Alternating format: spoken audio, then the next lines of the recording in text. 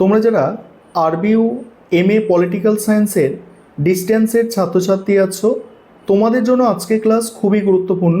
আজকে ক্লাসে তোমাদের সেকেন্ড সেমিস্টারে যে 5টি পেপার পড়তে হবে, এই 5টি পেপারের সাজেশান এবং সিলেবাস নিয়ে আলোচনা করব। আবারও বলছি, তোমরা যারা আরবিউ অর্থাৎ রবীন্দ্রভারতী ইউনিভার্সিটির ডিস্টেন্সে পলিটিক্যাল সায়েন্সে এমএ করছো, সেকেন্ড সেমিস্টারে তোমাদের জন্য এই সাজেশান। তোমাদের কিছুদিন আগেই প্রথম সেমিস্টারের পরীক্ষা শেষ হয়েছে, এবার সেকেন্ড সেমিস্টারে তোমরা যারা পড়াশোনা শুরু করবে ভাবছো, তোমাদের সাজেশান এবং সিলেবাস বুঝে নাও। তোমাদের সেকেন্ড সেমিস্টারেও টোটাল 5টি পেপার পড়তে হবে। প্রথম সেমিস্টারে পেপারের কোডগুলো ছিল সিসি সিসি 1.1, 1.2 এইভাবে ছিল। এবারে সেকেন্ড সেমিস্টারে তোমাদের সিসি 2.1, 2.2 এইভাবে পেপার কোডগুলি থাকছে। প্রথম সিসি 2.1 পেপারটির নাম হচ্ছে concept and theories of international relation. এই পেপার থেকে গুরুত্বপূর্ণ প্রশ্নগুলো দেখে নাও। তোমরা জানো তোমাদের 15 নম্বর এবং 5 নম্বরের প্রশ্ন থাকে, আর যে প্রশ্নগুলো স্টার দিয়ে চিহ্নিত করা আছে এগুলো হচ্ছে অধিক গুরুত্বপূর্ণ প্রশ্ন। গতবারে তোমরা যারা সাজেশান ফলো করেছো বা আমাদের থেকে স্টাডি মেটেরিয়াল নিয়েছিলে, তোমরা জানো স্টার দেওয়া প্রশ্নের মধ্যে থেকেই সমস্ত প্রশ্ন তোমাদের পরীক্ষায় কমন চলে এসেছে। দেখো, প্রথম প্রশ্ন, আন্তর্জাতিক সম্পর্কের অধ্যয়নে বৈজ্ঞানিক দৃষ্টিভঙ্গি আলোচনা করো। এই প্রশ্নটা 2024 সালে এসেছে, তোমাদের জন্য খুবই গুরুত্বপূর্ণ প্রশ্ন। অর্থাৎ প্রিভিয়াস ইয়ার্সের প্রশ্ন এর মধ্যে অন্তর্ভুক্ত করা হয়েছে এবং সিলেবাসের মোস্ট ইম্পর্টেন্ট পোর্শনগুলো নেওয়া হয়েছে, যেগুলো থেকে প্রশ্ন বারবার পরীক্ষায় আসে। তাই চিন্তার কোনো কারণ নেই, সাজেশানে যা প্রশ্ন আছে এগুলো করলে, বিশেষ করে স্টার দেওয়া প্রশ্নগুলো করলেই তোমরা সব কমন পেয়ে যাবে। পরের প্রশ্ন আছে যে আন্তর্জাতিক সম্পর্কের তত্ত্বে গঠনবাদের প্রধান অবদানগুলি পরীক্ষা করো। পরের প্রশ্ন হচ্ছে আন্তর্জাতিক সম্পর্কের অধ্যয়নে দৃষ্টবাদী বা পজিটিজম চিন্তার প্রভাব বিশ্লেষণ করো। নেক্সট, আন্তর্জাতিক সম্পর্কের অধ্যয়নে নির্ভরশীলতার তত্ত্ব আলোচনা করো। তারপরের প্রশ্ন দেখো, আন্তর্জাতিক সম্পর্ক অনুধাবনে উত্তর আধুনিকতাবাদের প্রধান অবদান। নারীবাদীরা কিভাবে আন্তর্জাতিক সম্পর্কের শৃঙ্খলাকে পুনর্গঠন করতে চান। পরের প্রশ্ন দেখো, যেগুলো স্টার দিয়ে চিহ্নিত করা আছে এগুলো আমি পড়ে যাচ্ছি, বাকিগুলো তোমাদের দেখে নিতে হবে। দেখো, আন্তর্জাতিক সম্পর্কের দৃষ্টিভঙ্গি হিসাবে উদারনৈতিক চিন্তাধারার প্রধান ধারাগুলি বিস্তারিতভাবে আলোচনা করো। বাকি প্রশ্নগুলো তোমরা দেখো, আমি স্টার দেওয়াগুলো বলছি। আন্তর্জাতিক সম্পর্কে দ্বিতীয় মহাবিতর্ক এর প্রধান বিষয়গুলি আলোচনা করো। পরের প্রশ্ন আছে দেখো, স্টার দেওয়া প্রশ্ন, আন্তর্জাতিক সম্পর্কের অধ্যয়নে আদর্শগত তত্ত্বের ভূমিকা মূল্যায়ন করো। খুব বেশি কিন্তু স্টার দেওয়া প্রশ্ন তোমাদের নেই, আর এই স্টার দেওয়া প্রশ্নের মধ্যে থেকেই তোমরা পরীক্ষায় কমন পাবে। আর আরেকটা বিষয় তোমাদের এখানে বলি, যে তোমাদের জন্য কিন্তু অনলাইন কোচিং ক্লাস চলছে। তোমরা যদি কেউ পেইড ব্যাচে অ্যাডমিশন নিতে ইচ্ছুক থাকো বা আমাদের থেকে স্টাডি মেটেরিয়াল অর্থাৎ পিডিএফ নোটস কিনতে চাও, তাহলে তোমরা স্ক্রিনে দেওয়া নম্বরে যোগাযোগ করবে। আমাদের কিন্তু স্টাডি মেটেরিয়াল রেডি আছে, তোমাদের একদম নতুন সাজেশানের ওপরে স্টাডি মেটেরিয়াল, অর্থাৎ তোমরা যারা সেকেন্ড সেমিস্টারে সবে পড়াশোনা শুরু করেছো তোমাদের জন্য। দেখো, 5 নম্বরের প্রশ্ন দেখে নাও। 5 নম্বরের প্রশ্ন, নৈরাজ্য সমস্যা কি। তারপরে প্রশ্ন আছে বাস্তববাদ এবং নয়া বাস্তববাদের মধ্যে পার্থক্য, আন্তর্জাতিক সম্পর্কের ঐতিহ্যগত তত্ত্বগুলি, বৈষম্যের কারণ কি কি, ঠান্ডা যুদ্ধ পরবর্তী যুগ কি, মানে বহুমেরু বিশিষ্ট, সংক্ষেপে যুক্তি দাও। তারপরে আন্তর্জাতিক সম্পর্কে আক্রমণাত্মক বাস্তববাদ ব্যাখ্যা করো। নেক্সট আছে দেখো, জাতীয় নিরাপত্তা কি বহুমাত্রিক, তোমার উত্তরের সপক্ষে যুক্তি দাও। তারপরে বাকিগুলো দেখতে হবে, আমি স্টার দেওয়া প্রশ্নগুলো বলছি। গঠনবাদের রাষ্ট্রের পরিচয়ের ধারণা কতটা গুরুত্বপূর্ণ। তারপর হচ্ছে রাজনৈতিক বাস্তববাদ সম্পর্কে মর্গেনথাউয়ের 6টি নীতি সংক্ষেপে লেখো। তারপরে আন্তর্জাতিক সম্পর্কে বিশ্ব ব্যবস্থা দৃষ্টিভঙ্গির তাৎপর্য সংক্ষেপে মূল্যায়ন করো। নেক্সট আছে আন্তর্জাতিক সম্পর্কের ক্ষেত্রে ঐতিহ্য এবং বিজ্ঞানের মধ্যে বিতর্ক সংক্ষেপে লেখো। এইভাবে তোমরা দেখো। তারপরে তোমাদের সিসি 2.2 যেটা আছে দ্বিতীয় paper, constitution and governance in India, এখানে 15 নম্বরের প্রশ্ন দেখে নাও। 15 নম্বরের প্রশ্ন, প্রথম প্রশ্ন আছে ভারতের নির্বাচনে অর্থশক্তির ভূমিকা বিশ্লেষণ করো। নির্বাচনে অর্থশক্তির প্রতিযোগিতামূলক ব্যবহার নিয়ন্ত্রণের জন্য কি কি ব্যবস্থা গ্রহণ করা যেতে পারে। তারপরের প্রশ্ন আছে দেখো, তুমি কি এই মতের সাথে একমত যে জরুরি অবস্থা পরবর্তী সময়ে ভারতীয় বিচার ব্যবস্থা সক্রিয়তাবাদী ভূমিকা পালন করেছে? তোমার উত্তরের সপক্ষে যুক্তি দাও। পরে স্টার দেওয়া প্রশ্ন দেখো, 1985 সালে দলত্যাগ বিরোধী আইনের প্রধান বিষয়গুলি আলোচনা করো এবং এর সীমাবদ্ধতাগুলি কি কি। তারপরে আছে দেখো স্টার দেওয়া প্রশ্নগুলো আমি বলে যাচ্ছি, দেখে নাও। পরের স্টার দেওয়া প্রশ্ন আছে, প্রস্তাবনায় ব্যক্ত ভারতীয় সংবিধানের দর্শনটি বিস্তারিতভাবে আলোচনা করো। তারপরে তুমি কি এই মতের সাথে একমত যে ভারত কাঠামোগতভাবে একটি যুক্তরাষ্ট্রীয় রাষ্ট্র? তোমার উত্তরের সপক্ষে যুক্তি দাও। তারপরে আছে দেখো, ভারতের রাজনৈতিক দলত্যাগের প্রধান কারণগুলি বিস্তারিত আলোচনা করো। কি বললাম? ভারতের রাজনৈতিক দলত্যাগের প্রধান কারণগুলি বিস্তারিত আলোচনা করো। নেক্সট আছে ভারতে জোট রাজনীতির সম্ভাবনা ও চ্যালেঞ্জগুলি বিস্তারিতভাবে আলোচনা করো। তারপরে স্টার দেওয়া প্রশ্নগুলো দেখো, যে ভারতে কেন্দ্র রাজ্য সম্পর্ক এবং রাজ্যের স্বায়ত্তশাসনের বিবর্তন আলোচনা করো। নেক্সট আছে দেখো, ভারতের নির্বাচন ব্যবস্থার প্রধান ত্রুটিগুলি কি কি এই বলছে এবং নির্বাচনী সংস্কারের জন্য কি পদক্ষেপ নেওয়া হয়েছে। তারপরে 5 নম্বরের প্রশ্ন দেখো, আবারও বলছি যেগুলো স্টার দেওয়া প্রশ্ন আমি সেগুলোই পড়ে যাচ্ছি, বাকিগুলো তোমাদের দেখে নিতে হবে। দেখো 5 নম্বরের প্রশ্ন দেখো, ভারতীয় সংবিধানের প্রধান বিধানগুলি চিহ্নিত করো যা রাজ্যের স্বায়ত্তশাসনকে ক্ষুণ্ণ করে এবং যুক্তরাষ্ট্রীয় কাঠামোকে চ্যালেঞ্জ করে। নেক্সট আছে সংবিধানের সূচনা লগ্ন থেকে এর দর্শনের প্রধান পরিবর্তনগুলি চিহ্নিত করো। নেক্সট, ভারতের রাজনৈতিক দলত্যাগের সীমাবদ্ধ করতে কি পদক্ষেপ নেওয়া যেতে পারে। তারপরে হচ্ছে দেখো, তারপরের প্রশ্ন, ভারতের সংবিধানে অযুক্তরাষ্ট্রীয় বৈশিষ্ট্যগুলি চিহ্নিত করো। নেক্সট আছে দেখো, তুমি কি মনে করো ভারতে মহিলাদের বিরুদ্ধে বৈষম্য ও সহিংসতার প্রধান কারণ হলো পিতৃতন্ত্র? যুক্তিসহ লেখো। তারপরে আছে ভারতের জোট সরকারগুলির দুর্বলতা এবং শক্তিগুলি আলোচনা করো। নেক্সট হচ্ছে ভারতের নির্বাচনে পেশি শক্তির ভূমিকা বিশ্লেষণ করো এবং এটি নিয়ন্ত্রণের উপায় সংক্ষেপে লেখো। পরের প্রশ্ন হচ্ছে জনস্বার্থ মামলা কিভাবে বিচার বিভাগীয় সক্রিয়তাকে উৎসাহিত করে।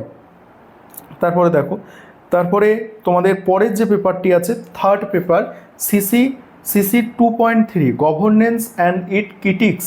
দেখো এই পেপারে 15 নম্বরের প্রশ্ন দেখে নাও। 15 নম্বরের প্রশ্ন আছে যে উপযুক্ত উদাহরণসহ শাসন বা গভর্নেন্স এর ওপরে উদারনৈতিক দৃষ্টিভঙ্গি আলোচনা করো।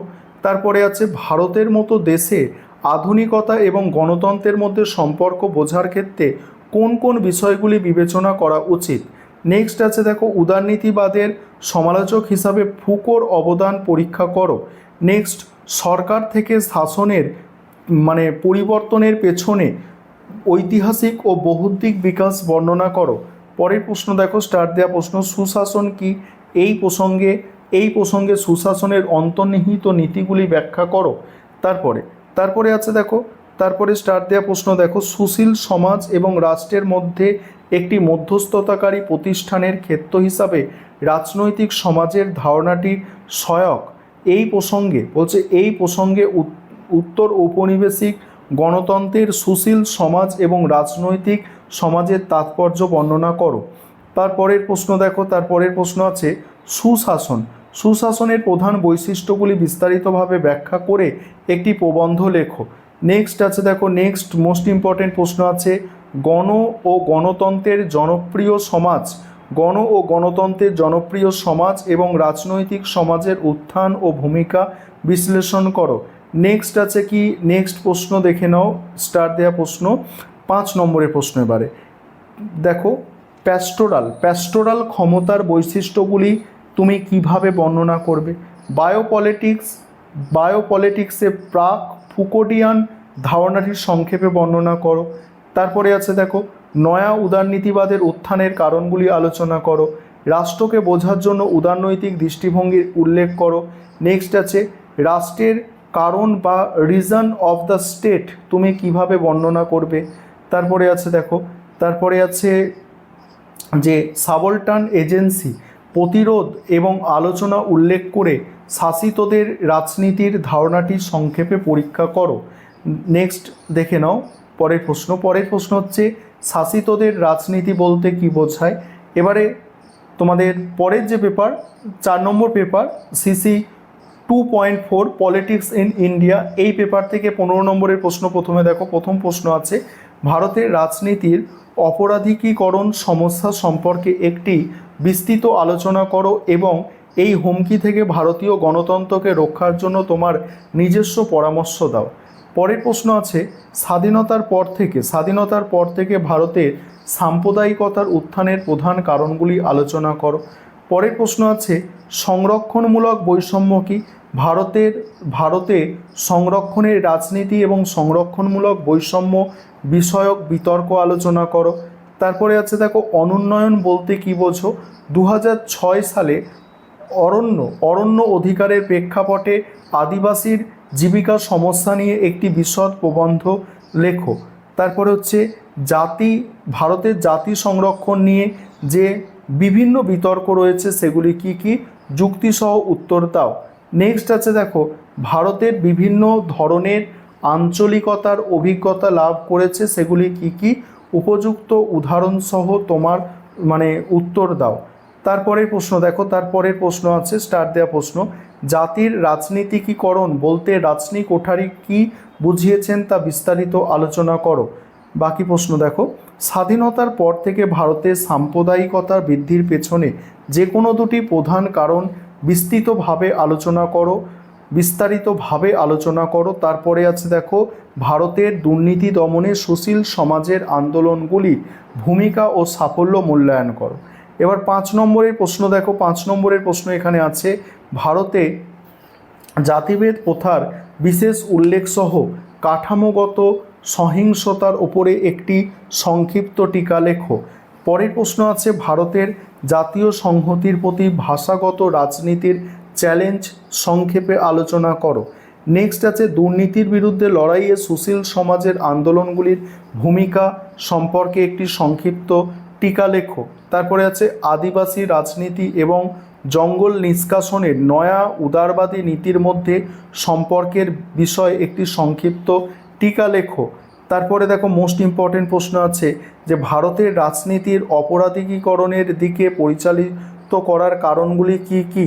তারপরে দেখো তারপরের প্রশ্ন ভারতে ভাষা রাজনীতির প্রধান বিষয়গুলির ওপর একটি সংক্ষিপ্ত টিকা।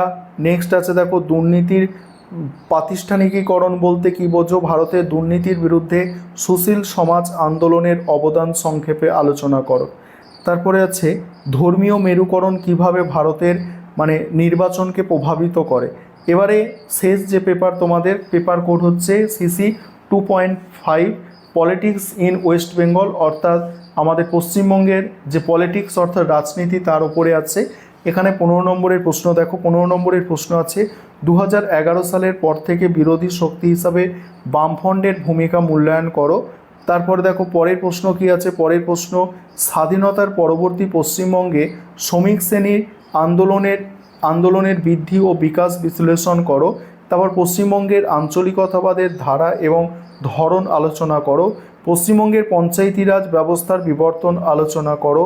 তারপর পশ্চিমবঙ্গের রাজনীতির প্রাসঙ্গিক চলক এবং নির্ধারকগুলির ওপরে একটি টিকা লেখো। তারপর পশ্চিমবঙ্গের তৃণমূল কংগ্রেসের উত্থানের কারণগুলি বিস্তারিতভাবে আলোচনা করো। তারপরে দেখো গোর্খাল্যান্ড আন্দোলনের বিশেষ উল্লেখ সহ পশ্চিমবঙ্গের আঞ্চলিক স্বায়ত্তশাসন আন্দোলনগুলির বৈশিষ্ট্য আলোচনা করো। নেক্সট আছে দেখো ইম্পর্টেন্ট প্রশ্ন, নেক্সট আছে দেখো নেক্সট প্রশ্নগুলো তোমরা দেখে নাও। এই একটা প্রশ্ন খুবই গুরুত্বপূর্ণ, পশ্চিমবঙ্গের সংস্কৃতি ও রাজনীতির মধ্যে সম্পর্ক বিস্তারিতভাবে বিশ্লেষণ করো। এবার 5 নম্বরের প্রশ্ন দেখো পশ্চিমবঙ্গে দেশভাগের আর্থসামাজিক প্রভাবগুলি চিহ্নিত করো। সিঙ্গুর আন্দোলন এবং পশ্চিমবঙ্গের রাজনীতিতে এর প্রভাব সম্পর্কে একটি সংক্ষিপ্ত টিকা লেখো। এটা প্রিভিয়াস ইয়ার্সের প্রশ্নে আছে বলে দিয়েছি, তবে এই প্রশ্নটা আর আসবে বলে পরীক্ষায় মনে হয় না। এটা 24 সালের প্রশ্ন, তোমরা যদি দেখবে 24 সালে এই প্রশ্নটা পরীক্ষায় এসেছিল। ঠিক আছে, তারপরে দেখো পরের প্রশ্ন আছে মাওবাদ। মাওবাদের কর্মসূচি এবং কৌশলগুলি নির্দেশ করো। আর এই যে পেপারটি আছে ওয়েস্ট বেঙ্গলের পলিটিক্স, এই পেপারটা তোমাদের পরীক্ষার সময় আমি আরও হয়তো 3-4টে প্রশ্ন দেবো বড় প্রশ্ন হিসাবে, হয়তো 3টে বা 4টে প্রশ্ন দিতে পারি। কারণ বর্তমানে পশ্চিমবঙ্গের প্রেক্ষাপটে, রাজনীতির প্রেক্ষাপটের যে পরিবর্তন, সেই পরিবর্তন অনুযায়ী কয়েকটা প্রশ্ন হয়তো পরীক্ষার সময় গুরুত্বপূর্ণ বলে মনে হতে পারে, যেটা পরীক্ষার সময়ই তোমাদের আমি দিতে পারবো, যে আমাদের পশ্চিমবঙ্গের রাজনীতির প্রেক্ষাপট কীভাবে পরিবর্তন হচ্ছে, সেই পরিবর্তনের নিরিখে তোমাদের আমি প্রশ্নগুলো দেবো পরবর্তীকালে। যাই হোক, পরের প্রশ্ন দেখো, যুক্ত বঙ্গ পরিকল্পনা সম্পর্কে একটি সংক্ষিপ্ত টিকা লেখো। বামফ্রন্ট সরকারের পতনের মৌলিক কারণগুলি চিহ্নিত করো। আর এটা হয়তো একটা প্রশ্ন তোমাদের বলেই রাখছে যে বামফ্রন্ট সরকারের পতনের মৌলিক কারণ, এটা তৃণমূল কংগ্রেসের পতনের মৌলিক কারণ, এইভাবে প্রশ্নটা আসতে পারে। ঠিক আছে। নকশালবাড়ি আন্দোলনের উত্থান সম্পর্কে একটি সংক্ষিপ্ত টিকা। তারপর 1977 থেকে 2011 সাল পর্যন্ত পশ্চিমবঙ্গে বামফ্রন্টের ভূমিকা সম্পর্কে মূল্যায়ন করো। এবার এই প্রশ্নটাও একটু ঘুরিয়ে আসতে পারে যে এখানে তৃণমূল কংগ্রেসের ভূমিকা দিয়ে এইভাবে প্রশ্ন আসতে পারে। অর্থাৎ রাজনৈতিক প্রেক্ষাপট, পশ্চিমবঙ্গে যে রাজনৈতিক প্রেক্ষাপট সেটা তো ব্যাপক পরিবর্তন হয়েছে, সেই পরিবর্তনের নিরিখে এখানে কিন্তু প্রশ্ন দিতে পারে। আবারও বলছি, সেগুলো তোমাদের আমি পরীক্ষার আগে ঠিক বলে দেবো। ঠিক আছে। এখন যেগুলো দিচ্ছি সেগুলো ভালো করে তোমরা করো। আর তোমরা জানো এখান থেকেই তোমরা কমন পাবে, গতবারেও পেয়েছো, তার আগের বারে যারা পরীক্ষা দিয়েছে তারাও পেয়েছে। পশ্চিমবঙ্গের বিকেন্দ্রীকরণ রাজনীতির ভূমিকা সংক্ষেপে বিশ্লেষণ করো। এবং তারপরে বাকি প্রশ্নগুলো তোমরা একটু দেখে নাও, আমি সিলেবাসটা তোমাদের একটু দেখাবো। এবার তোমরা সিলেবাসটা দেখবে, এবং যাদের স্টাডি মেটেরিয়াল বা অনলাইন কোচিং নেওয়ার দরকার আছে তোমরা অবশ্যই যোগাযোগ করে নেবে। এবার তোমরা সিলেবাস দেখে নাও। 5টা পেপার তোমাদের আছে, তোমাদের সাজেশানে তোমরা দেখলে 5টা পেপার তোমাদের আছে। আর তোমাদের সিলেবাস তোমরা গুগল থেকেও ডাউনলোড করে নিতে পারবে। তবে এখানে সিলেবাসটা দেওয়া হয়েছে যে এখানে বাংলাটা করে দেওয়া আছে, প্রতিটা সিলেবাস বাংলা করা আছে। এবং আমি স্ক্রল করে যাচ্ছি, তোমাদের দেখে নিতে হবে, কারণ 5টা পেপারের সিলেবাস যদি আলোচনা করতে চাই অনেক বড় হবে, ভিডিওটা অনেক বড় হবে, অলরেডি অনেক বড় হয়ে গিয়েছে, অনেকগুলো প্রশ্ন ছিল, 5টা টোটাল পেপার, সেই কারণে দেখে নাও তোমরা সম্পূর্ণ সিলেবাসটা দেখে নাও। আর শেষের যে পেপারটা নিয়ে আমি বলছিলাম যে কিছু প্রশ্ন ওখানে অ্যাড করতে হবে, সেটা হচ্ছে ওই ওয়েস্ট বেঙ্গল, পশ্চিমবঙ্গের যে রাজনীতি, সেখানে সিলেবাস দেখতে পাচ্ছ তোমরা যে কী কী আছে, পোর্শনে কী কী আছে। দেখো তৃণমূল কংগ্রেসের এখানে উত্থান দেওয়া ছিল সিলেবাসে, কিন্তু তৃণমূল কংগ্রেসের উত্থান দেওয়া ছিল। ঠিক আছে। আর এখানে অনেকে তোমরা বলতে পারো যে বিজেপির উত্থান বা ভারতীয় জনতা পার্টির উত্থান, সেটা কিন্তু সিলেবাসের মধ্যে অন্তর্ভুক্ত নেই। ঠিক আছে, আশা করি বুঝতে পারছো। এখানে জাতীয় কংগ্রেসের ক্ষমতা, রাজনীতি পরিবর্তন, এইগুলো আছে। পশ্চিমবঙ্গে বামপন্থীদের সম্পর্কে আছে, শ্রমিক আন্দোলন আছে।